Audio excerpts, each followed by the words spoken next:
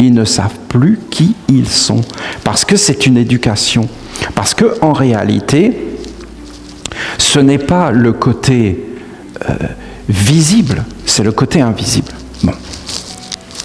Vous avez l'homme et vous avez 4 corps dans l'homme. Je vous ai déjà expliqué tout ça. Mais vous avez le corps physique et vous avez ce double, un autre corps qui est un corps d'eau.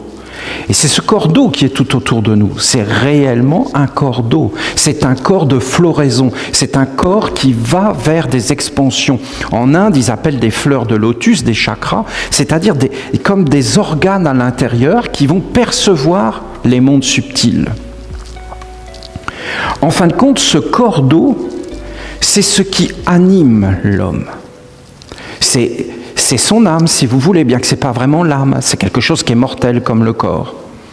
Et en fin de compte, il y a des images dans ce corps d'eau qui vont dire à l'homme, eh bien, tu es cela, tu es cela.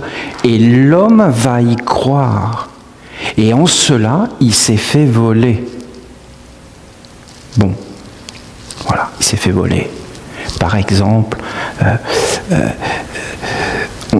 on va le décentrer. Parce que la vie est à l'intérieur de l'homme. Et en réalité, on va lui faire croire des choses. On va l'halluciner. On va lui faire miroiter des images. Et en fin de compte, l'homme ne va plus savoir rien faire. Il va être inapte à la vie.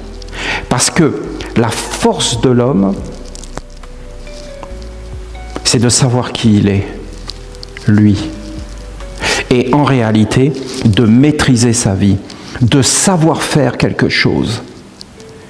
Mais on va mettre l'homme dans un système de toile d'araignée, et en fin de compte, comme une araignée, on va le voler.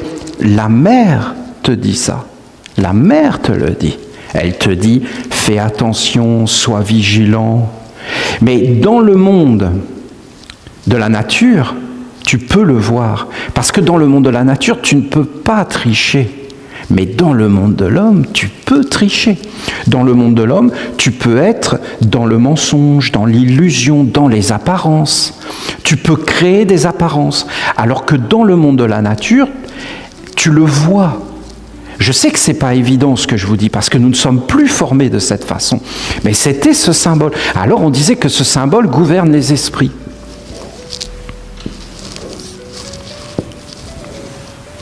Voilà. Et ce symbole, bien sûr, c'était l'homme.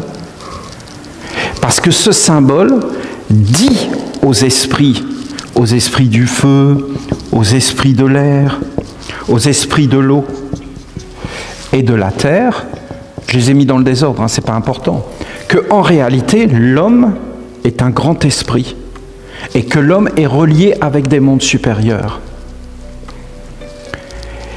L'homme est relié. Les anciens savaient ça. Ils le savaient. Le côté moderne de la science, par exemple, le sait, sans le savoir. Voilà.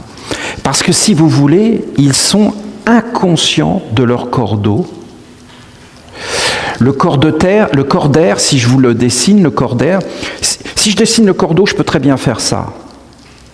Si je dessine le corps d'air, il faut que je mette toutes les étapes, parce que le corps d'air, c'est la totalité des mondes, et il faut que je mette les planètes ici.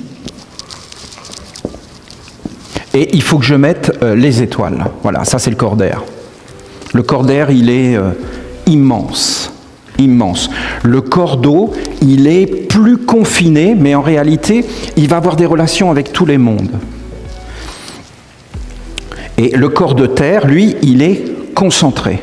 Concentré, il concentre comme une pierre. Il fait apparaître les choses comme une pierre. Comment la science moderne sait ça? Bien, regardez, par exemple, elle va dire, cet animal fait partie des mammifères. Et ils vont prendre l'animal et ils vont l'associer à une famille, c'est-à-dire à une âme groupe. Ils vont dire, cet arbre fait partie des conifères. Et ils vont associer l'arbre à une famille beaucoup plus grande et ils vont les ranger par catégorie d'âme groupe.